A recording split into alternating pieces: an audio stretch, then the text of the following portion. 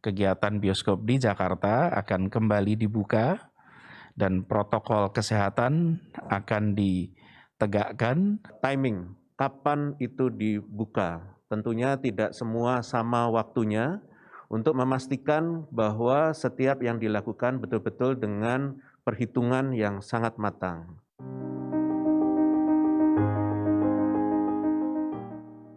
Apakah Anda salah satunya yang sudah kangen nonton di bioskop?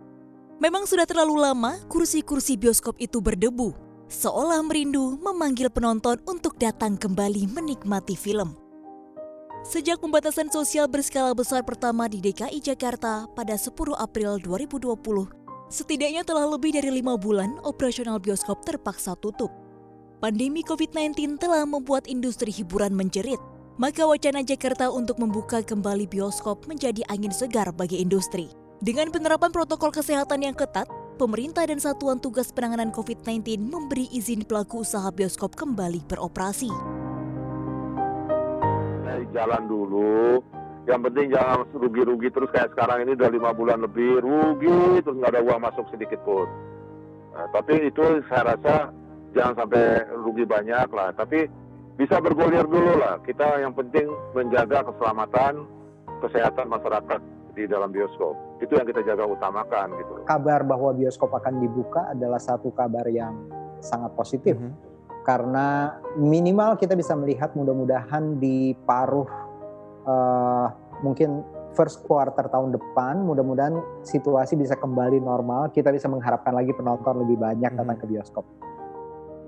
Berdasar data Badan Pusat Statistik Jakarta, pada periode kuartal kedua 2020, industri hiburan yang masuk dalam sektor jasa lainnya termasuk yang terdampak akibat pandemi COVID-19. Laju kinerja sektor jasa lainnya pada produk domestik regional bruto di DKI Jakarta mengalami kontraksi hingga 10,34%. Sementara bila dibandingkan secara nasional, kinerja sektor jasa lainnya terkontraksi hingga 15,12%. Tentu pertumbuhan negatif ini bukan kabar yang menggembirakan.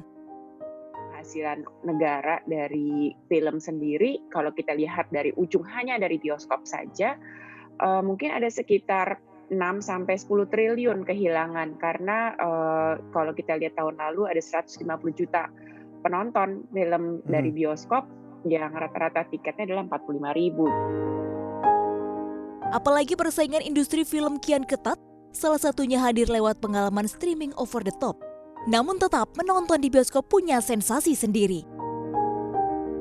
Ya kedepannya sih pasti tetap film memang nonton bioskop tuh nggak bisa tergantikan sih, gimana kita bisa duduk gitu beramai-ramai terus nonton dengan layar yang cukup besar gitu, dengan sound systemnya juga gitu. Jadi segimana canggihnya si OTT ini, tapi tetap sih pasti ada rasa kangennya nonton di bioskop itu. Niat baik untuk menggerakkan kembali industri hiburan perlu diapresiasi.